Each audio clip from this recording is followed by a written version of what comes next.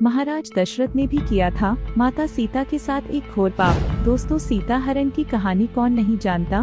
शायद आज के समय में बच्चे बच्चे को इस घटना के बारे में पता होगा। लेकिन दोस्तों, क्या आप जानते हैं कि महाराज दशरथ की एक गलती के कारण हुआ था माता सीता का हरण। अगर महाराज दशरथ इतनी बड़ी भूल नहीं करते तो शायद सीता का हरण नहीं हो पाता।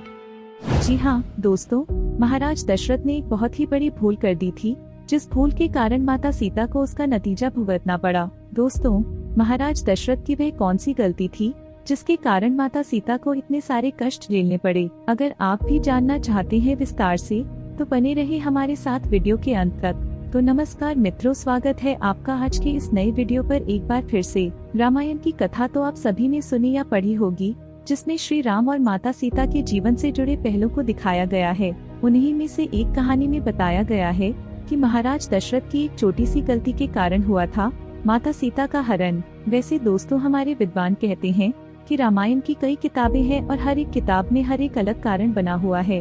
रामचरितमानस जो तुलसीदास महाराज की है, उनकी हर एक चौपाई मंत्र का काम करती है। तो चलिए आप लोगों का ज्यादा समय बर्बाद न करते हुए गौर करते हैं इस कहानी की तरफ कि ऐसी कौन सी गलती हुई थी महाराज दशरथ से कि रावण माता सीता को हरण करके ले गया। वैसे दोस्तों, बहुत से पुराणों में अलग अलग मत मिलते हैं, सभी जगह अलग अलग प्रमाण मिले हैं।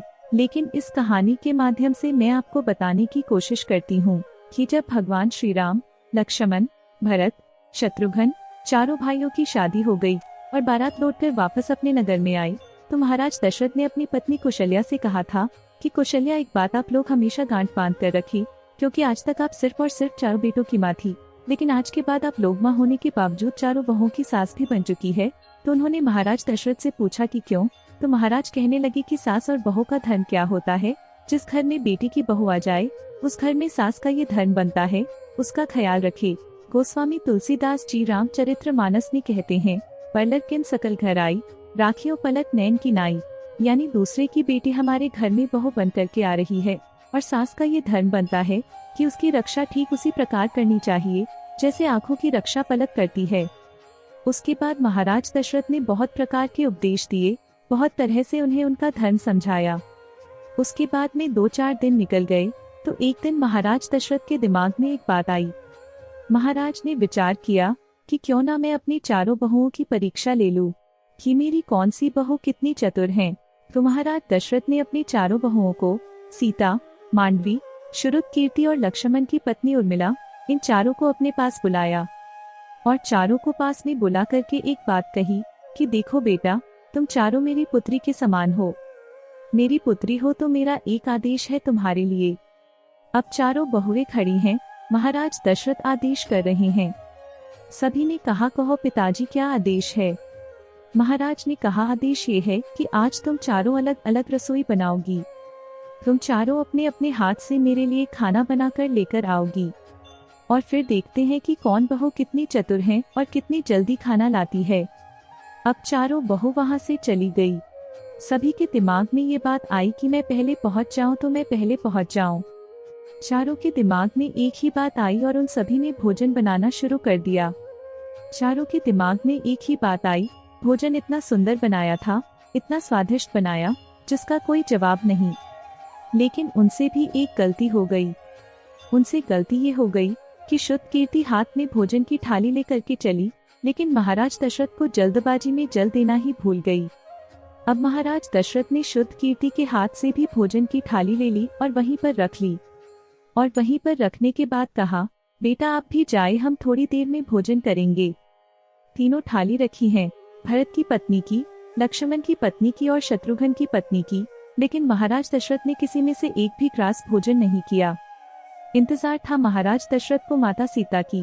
विचार कर रही थी कि जैसा भोला भाला मेरा बेटा राम है और मुझे लगता है कि उनकी पत्नी सीता भी उतनी ही भोली भाली है, क्योंकि बाकी बहू थोड़ा थोड़ा चतुर थी, इसलिए भोजन बना करके जल्दी ले आई।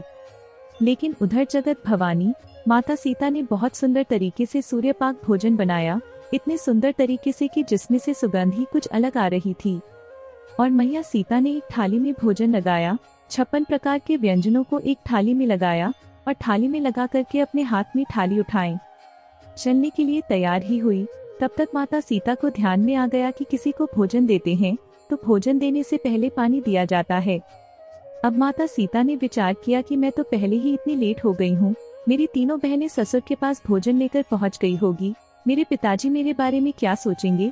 तब दोस्तों मैया सीता ने कौन सा काम किया। सीता माता ने एक हाथ में भोजन की थाली लेकर, एक हाथ में जल का लोटा लेकर महाराज दशरथ बीच चौके पर बैठे हुए देख रहे हैं, और रसोई से जैसे ही माता सीता एक हाथ में भोजन की थाली लेकर, एक हाथ में जल का लोटा लेकर और रसोई की चौखट से जैसे ही एक पैर अंदर और एक पैर बाहर रखती हैं, तो महाराज दशरथ की नजर उन पर पड़ गई कि सीता तो आ गई। लेकिन मुझे लगता है कि हाँ, वास्तव में थोड़ी देर में जरूर आई है, लेकिन मेरी बड़ी बहू बहुत ही चतुर है, एक हाथ में जल का लोटा, एक हाथ में भोजन की थाली लेकर के आ रही है। तब दोस्तों क्या हुआ, सीता माता ने भी देख लिया कि मेरे पिताजी, मेरे ससुर मुझे देख रहे हैं, पता ही क्या जवाब देंगे। ऐसे ऐसे विचार सोचती हुई मैया सीता चली आई। तब तक क्या हुआ दोस्तों, थोड़ा सा हवा का झोंका आया और हवा के साथ एक तिनका उड़ता हुआ आ रहा था। ऐसे में महाराज की निगाह सीता के ऊपर थी और सीता की निगाह उस तिनके के ऊपर। माता सीता तिनके को देखकर सोच रही है कि अब मैं क्या करूं। इतने में ही दोस्तों वो तिनका उड़कर के खाने की थाली में गिर जाया और माता सीता को तो पसीने आ गए। दोस्तों कहते हैं कि होने को कोई टाल नहीं सकता। अब माता सीता सोचने लगी कि अब मैं क्या करूं, अगर ये थाली पिताजी को दूंगी तो पिताजी कहेंगे ये कितनी पागल है, ये तिनका पता नहीं कहाँ से उड़कर आया है, और अगर मैं वापस जाती हूँ तो पिताजी कहेंगे तो ये आई इतनी देर से है और अब पता नहीं क्या भूल गई है, क्या दोबारा लेने गई है, और तीसरी बात कि मेरे हाथ दोनों घिरे हुए, मेरे एक हाथ में तो थाली है और एक हाथ में जल का लोटा, अब इस तिनके को उठाऊं तो उठाऊं कैसे। दोस्तों माता सीता कोई साधारण स्त्री नहीं, माँ सीता तो भवानी थी। भवानी मैया को ऐसी बातें सोचते सोचते क्रोध आ गया। इतना क्रोध आया कि जब माता सीता की दृष्टि उस तिनके पर पड़ी तो उसे राख बनाकर उड़ा दिया। दोस्तों ये करतब महाराज दशरथ ने अपनी आंखों से देख लिया। अब मैया सीता ने उस तिनके को तो राख बना करके उड़ा दिया। और दोस्तों यह बात हकीकत है, पहले सभी के दृष्टि में इतना तेज होता था जैसे भगवान भोलेनाथ बाबा ने अपने तीसरे नेत्र की दृष्टि को कामदेव के ऊपर डाल दिया था तो कामदेव को जला करके राख कर दिया था। इसी आँख की दृष्टि को मैया गंधारी ने अपने बेटे दुर्योधन के ऊपर डाल दिया था तो दुर्योधन का संपूर्ण शरीर वज्र का कर दिया था।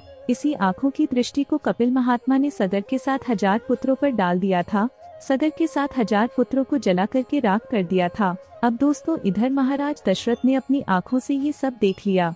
अब महाराज दशरथ के सामने मैया सीता ने जाकर के जल का लोटा रखा, थाली हाथ में लेकर के पिताजी की तरफ की और बोली पिताजी भोजन करो।